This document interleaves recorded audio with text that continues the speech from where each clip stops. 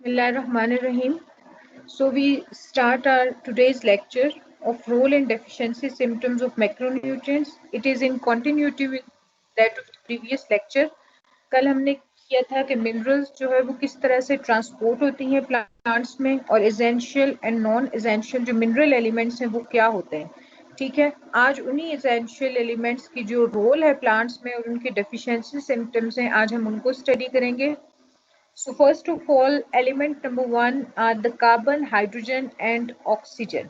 ठीक है, carbon, hydrogen and oxygen जो है ये नॉन मिनरल एसेंशियल एलिमेंट्स में आते हैं. मैंने आपको प्रीवियस लेक्चर में भी बताया था कि कार्बन, हाइड्रोजन एंड ऑक्सीजन जो है ये या तो गैशियस फॉर्म में या फिर लिक्विड फॉर्म में जो है प्लांट इनको यूटिलाइज करते हैं. सो दीज आर एब्जॉर्ब्ड और these commonly enter into the plant body as carbon dioxide and water. ठीक है, कार्बन, हाइड्रोजन एंड ऑक्सीजन जो है प्लांट बॉडी में एंटर होते हैं as carbon dioxide and water. And these carbon, hydrogen and oxygen are main building blocks of the macromolecules which are present in the plant such as proteins.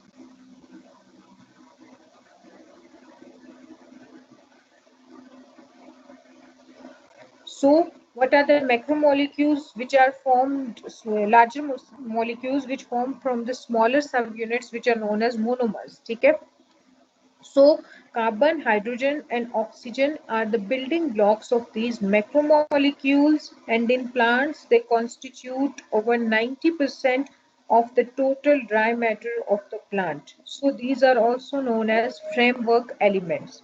ये जो carbon, hydrogen और oxygen होते हैं, ठीक है, ये प्लांट जो है इनको एब्जॉर्ब करते हैं या प्लांट में जो ये रिक्वायरमेंट होती है इनकी, ये एज अ कार्बन डाइऑक्साइड और हाइड्रोजन जो है प्लांट बॉडी में एंटर होते हैं. ठीक है, ये प्लांट में करते क्या है कि ये सब यूनिट्स बना लेते हैं, बिल्डिंग ब्लॉक्स बनाते हैं मैक्रोमोलिक्यूल्स की. और ड्राई मैटर में प्लांट की अगर देखा जाए तो 90% जो है वो कार्बन, हाइड्रोजन एंड ऑक्सीजन जो है वो मौजूद होंगे. क्योंकि ये इतनी जो है ग्रेटर अमाउंट में प्लांट के अंदर जो है वो मौजूद होंगे, इसलिए जो है इन एलिमेंट्स को कहा जाता है फ्रेमवर्क एलिमेंट्स. ठीक है, next element number 2 is nitrogen. So what is the source of the nitrogen in the plants? Plants जो है नाइट्रोजन को absorb करते हैं soil से in 3 forms. ठीक है, 3 forms में plant जो है वो absorb करते हैं नाइट्रोजन को.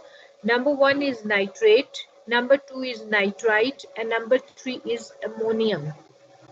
ठीक है, नाइट्रोजन जो है जब कन्वर्ट हुई होती है नाइट्रेट में, नाइट्राइट में और अमोनियम में, तो प्लांट जो है नाइट्रोजन को डिफरेंट सोर्सेज से एब्जॉर्ब करते हैं इन 3 फॉर्म्स में, नाइट्रेट की फॉर्म में, नाइट्राइट की फॉर्म में और अमोनियम की फॉर्म में. और प्लांट्स में जो इनकी रिक्वायरमेंट है, रीजन ऑफ रिक्वायरमेंट है, वो है meristematic tissues.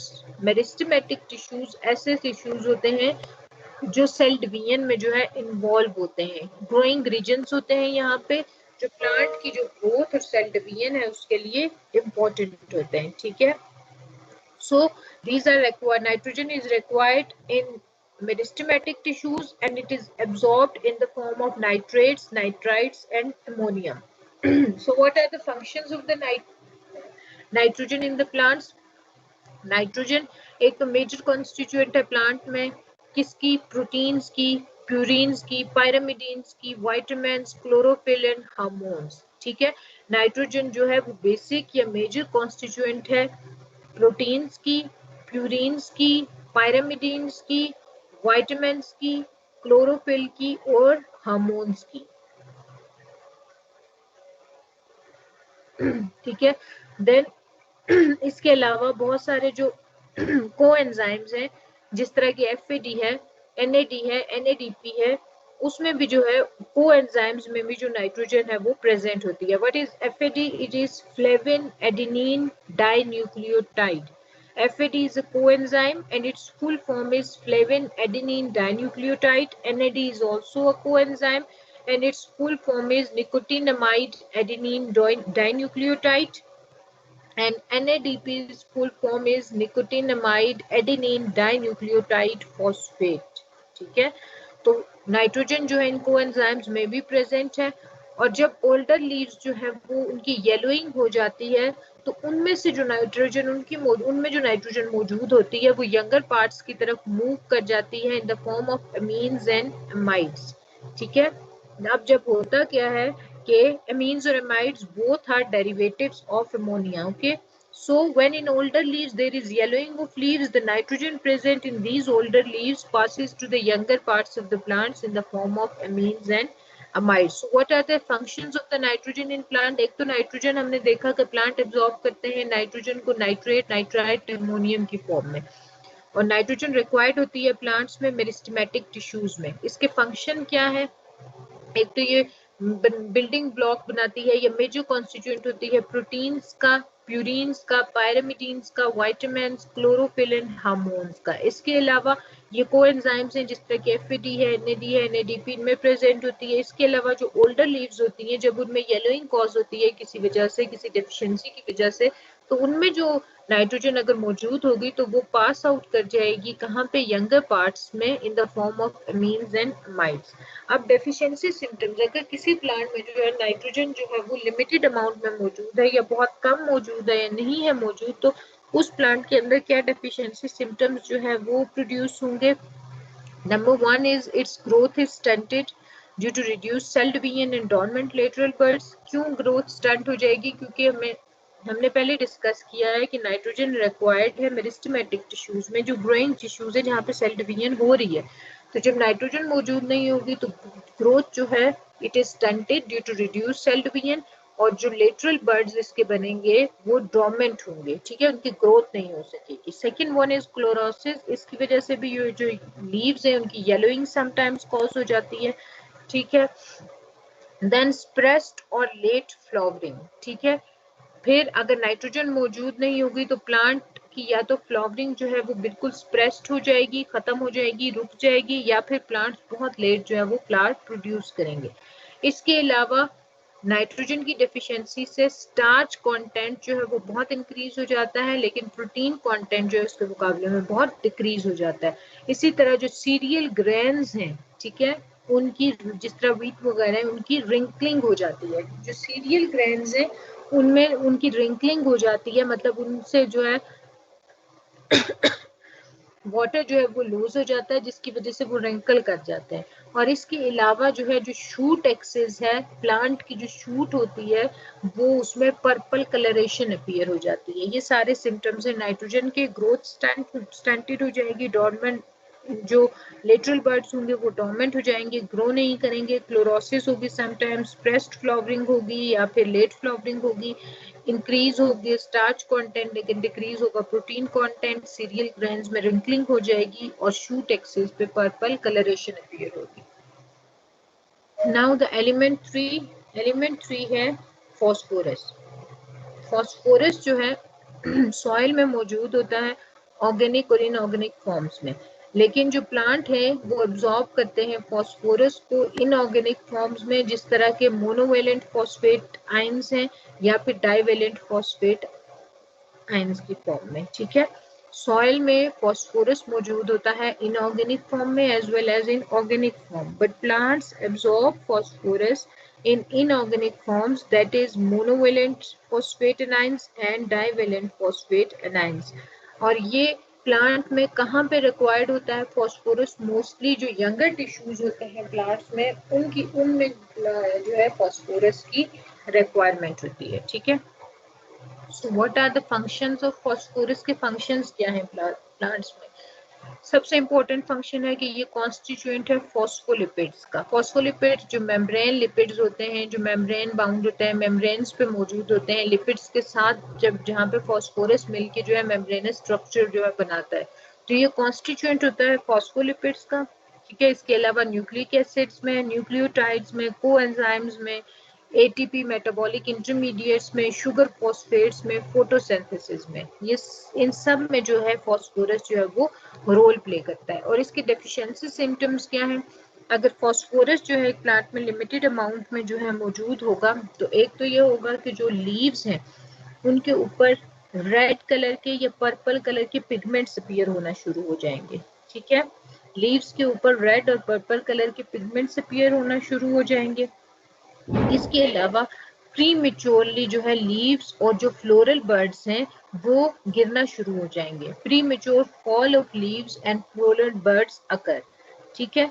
Third one deficiency symptom इसका क्या है कि जो सीड जर्मिनेशन है, अगर फास्फोरस मौजूद नहीं होगा तो सीड जर्मिनेशन में डिले आ जाएगा इसकी डेफिशिएंसी की वजह से। ठीक है। सीड्स जो है बहुत देर से जो है वो जर्मिनेट करेंगी या जर्मिनेट नहीं करेंगी। अच्छा। और अगर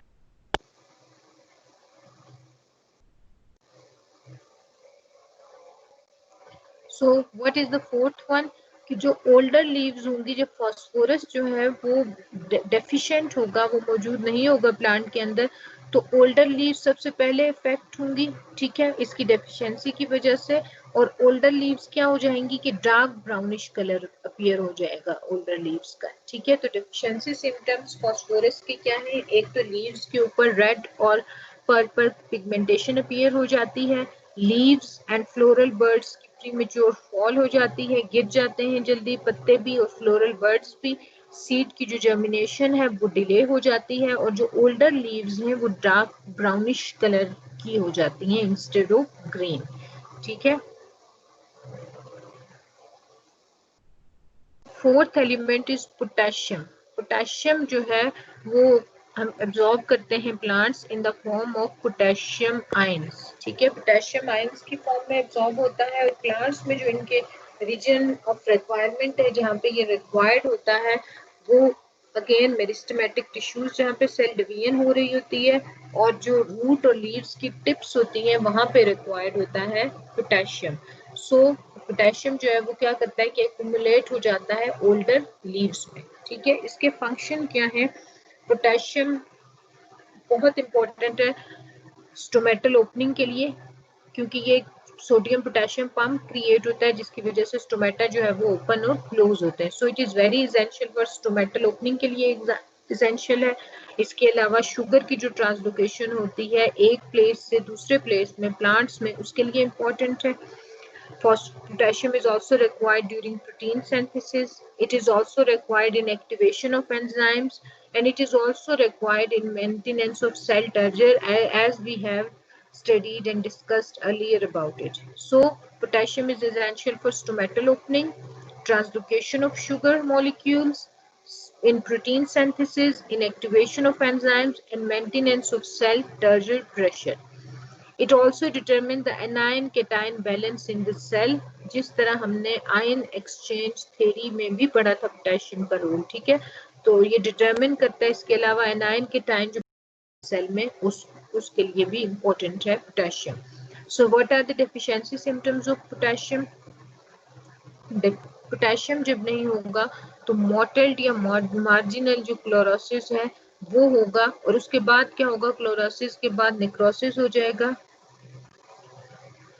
Okay, students, please wait for a while.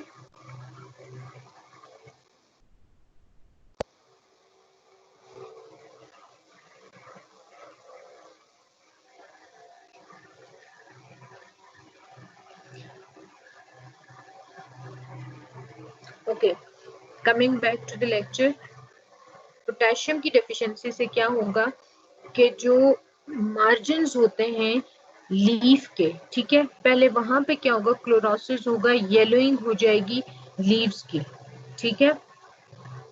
उसके बाद क्या होगा कि जब येलोइंग हो जाएगी वहां पे लीव्स की, तो उसके बाद जो लीफ के टिप्स हैं, उसके मार्जिन हैं लीफ के और वेन्स है, वहां पे हो जाएगी सेल डेथ या फिर necrosis.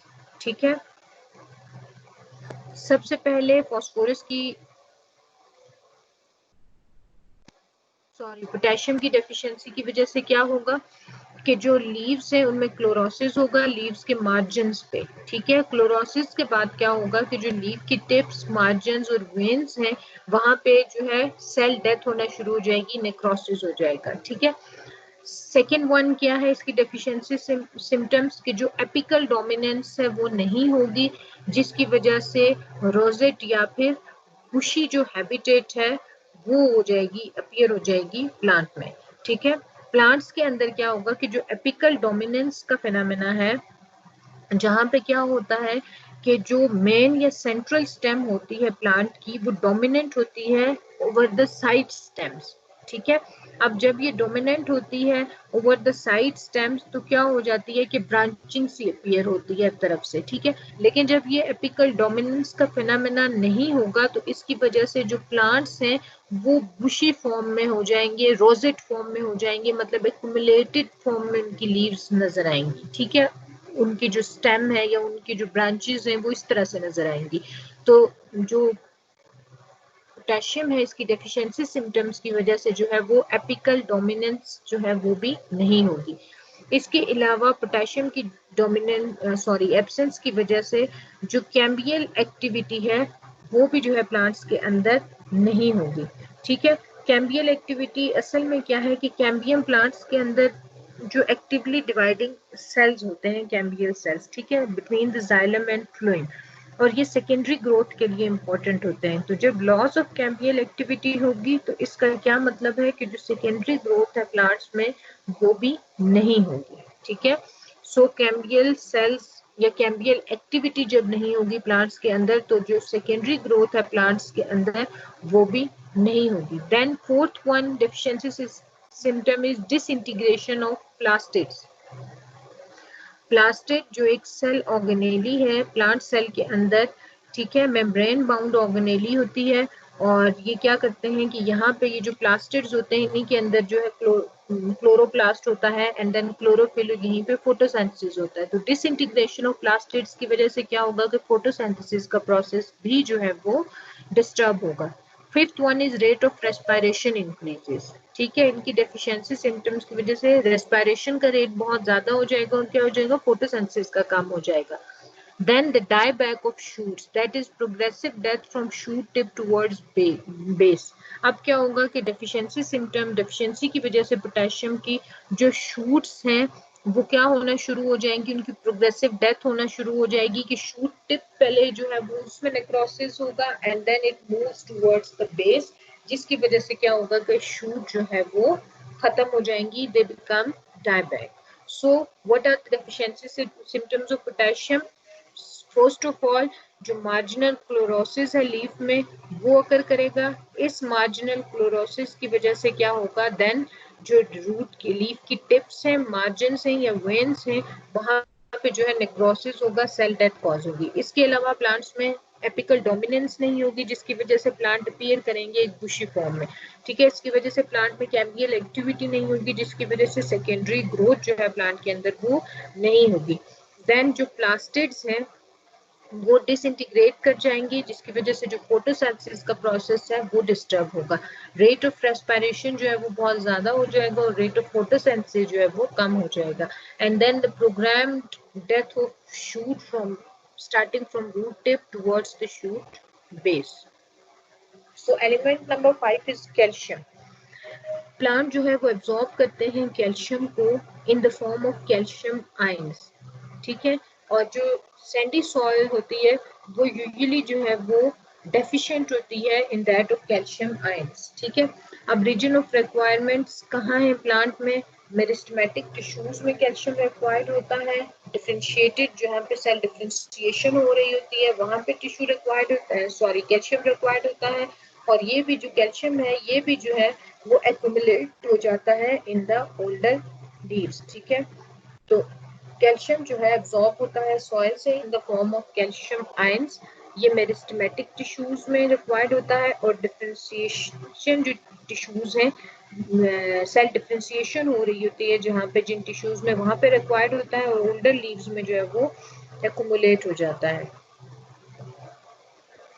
Then functions of calcium, सबसे जो इम्पोर्टेंट फंक्शन है कि कैल्शियम जो है वो यूज होता है कैल्शियम पेक्टेट की सिंथेसिस में। कैल्शियम पेक्टेट कहाँ मौजूद होता है, जो सेल वॉल में मिडिल लेमिला होती है वहां पे मौजूद होता है calcium pectate. So it is used in the synthesis of calcium pectate in the middle lamella of the cell wall, ठीक है। इसके अलावा कैल्शियम जो है वो एक इम्पोर्टेंट रिक्वायरमेंट है सेल मेम्ब्रेन की प्रॉपर फंक्शनिंग के लिए।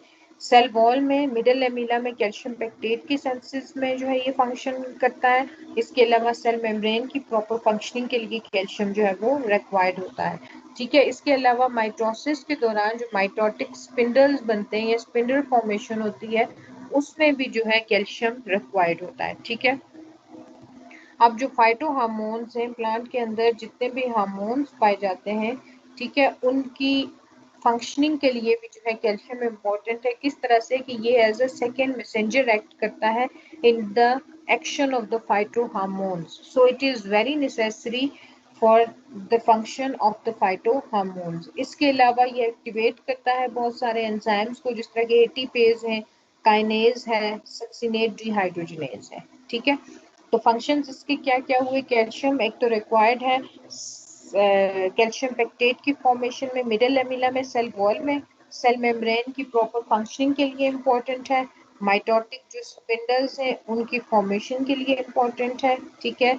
इसके अलावा फाइटो हार्मोन्स जो है इसको यूज करते हैं एज ए सेकेंडरी मैसेंजर, और इसके अलावा बहुत सारे जो एंजाइम्स हैं उनकी फंक्शनिंग के लिए या उनको एक्टिवेट करने के लिए, जैसे कि एटीपेज है, सक्सिनेट डिहाइड्रोजिनेज है, काइनेज है, उनके लिए जो है ये इम्पोर्टेंट है। देन द डेफिशिएंसी सिम्टम्स में इसमें आ जाएगा हमारे पास सबसे पहले ग्रोथ जो है प्लांट की, वो स्टंटेड ग्रोथ होती है प्लांट की अगर जो है इसमें कैल्शियम मौजूद नहीं होगा। देन क्लोरोसिस अकर, ठीक है, क्लोरोसिस में क्या होता है? येलोइंग ऑफ लीव्स हो जाती है, और इसके अलावा जो यंग लीव्स होती हैं उनमें डिफॉर्मिटीज कॉज होती हैं, और वो डाउनवर्ड जो है उनकी कर्लिंग स्टार्ट हो जाती है या हुकिंग स्टार्ट हो जाती है। ठीक है। इसके अलावा जो यंग मेरिस्टेमेटिक टिश्यूज हैं, जहाँ पे सेल डिवीजन हो रही है जिन टिश्यूज में, यंगर पार्ट्स में, वहां पे नेक्रोसिस होगा, प्रोग्राम सेल डेथ कॉज हो जाएगी, जिस तरह के रूट टिप्स हैं या फिर यंगर जो लीव्स हैं। So what are its deficiency symptoms? Stunted growth, chlorosis, downward curling of the leaf tissues, ठीक है, deformation of the young leaves, then necrosis in meristematic regions such as root tips and young leaves. So next one, element number 6 is magnesium. Magnesium भी जो है वो calcium की तरह absorb होता है सॉइल से in the form of magnesium ions, as a form of magnesium ion, divalent magnesium ions के तौर पे ये एब्जॉर्ब होता है। ओरिजिन ऑफ रिक्वायरमेंट इसकी जो है प्लांट के अंदर वो है leaves, it is required in the leaves. ठीक है। फंक्शंस इसके क्या क्या हैं कि ये इंपॉर्टेंट कॉन्स्टिट्यूएंट है मैग्नीशियम क्लोरोफिल का। ठीक है। इसके अलावा it helps in maintaining the structure of the ribosomes and chromatin. ठीक है। इसके अलावा ये एक्टिवेट करता है एंजाइम्स को रेस्पिरेशन के में, फोटोसिंथेसिस में, and synthesis of DNA and RNA में। So what are the important functions of magnesium? It is important constituent of chlorophyll. It maintains the ribosome structure and chromatin structure, and it activates the enzymes in respiration as well in photosynthesis and synthesis of DNA and RNA. इसके deficiency symptoms में भी क्या है कि leaf veins के बीच में जो है वो येलोइंग कॉज हो जाती है, क्लोरोसिस हो जाता है। ठीक है। जो ओल्डर लीव्स होती हैं उनमें जो है पर्पल स्पॉट्स या नेक्रोटिक स्पॉट्स जो है वो अपीयर होना शुरू हो जाते हैं, और pre mature leaf abscission cause हो जाती है, लीफ जो है प्री मेच्योर लीफ फॉल जो है वो कॉज होती है इसकी डेफिशिएंसी की वजह से। Element number 7 is sulphur. Plant जो है वो सल्फर को एब्जॉर्ब करते हैं सॉइल से as a divalent sulphate ions के तौर पे। ठीक है। रीजन ऑफ रिक्वायरमेंट्स इनके क्या है? प्लांट में जो है सल्फर रिक्वायर्ड होता है स्टेम में, रूट टिप्स में, और यंगर लीव्स में। ठीक है। Reason of requirement in plants है stem, root tips and younger leaves, और इसका फंक्शन क्या है कि जो सल्फर है वो कॉन्स्टिट्यूएंट्स है बहुत सारे अमाइनो एसिड्स का, जिस तरह के सिस्टीन है, ठीक है, मिथ्योनीन है, और इसके अलावा ये कॉन्स्टिट्यूएंट है बहुत सारे कोएंजाइम्स का, vitamins का and ferredoxin का. So it is a constituent of many important amino acids as well as coenzymes, vitamins, etc. अब सल्फर की डेफिशिएंसी के क्या सिम्टम्स हैं कि एक तो जो यंगर लीव्स होती हैं उनमें येलोइंग आ जाती है, chlorosis occur in the younger leaves. Number 2 is the stunted growth of the plant. Number 3 जो है वो एक्युमुलेशन हो जाता है प्लांट में एंथोसायनिन का, ठीक है। एक्युमुलेशन हो जाता है प्लांट में एंथोसायनिन का। एंथोसायनिन क्या है कि एंथोसायनिन जो है वो ब्लू कलर आप कह लें या sometimes red, purple, blue, black colour जो है पिगमेंट्स होते हैं प्लांट में, ठीक है। तो एक्युमुलेशन हो जाती है बहुत ज़्यादा एंथोसायनिन की इन द प्लांट्स।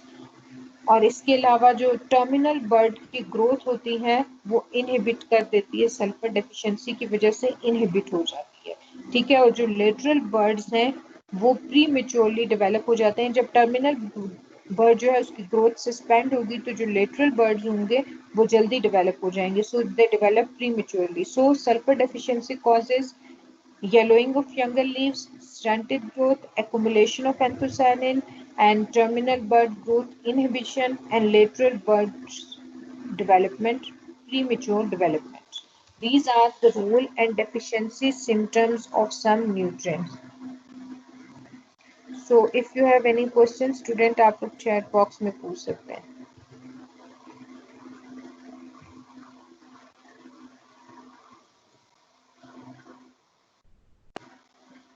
Okay.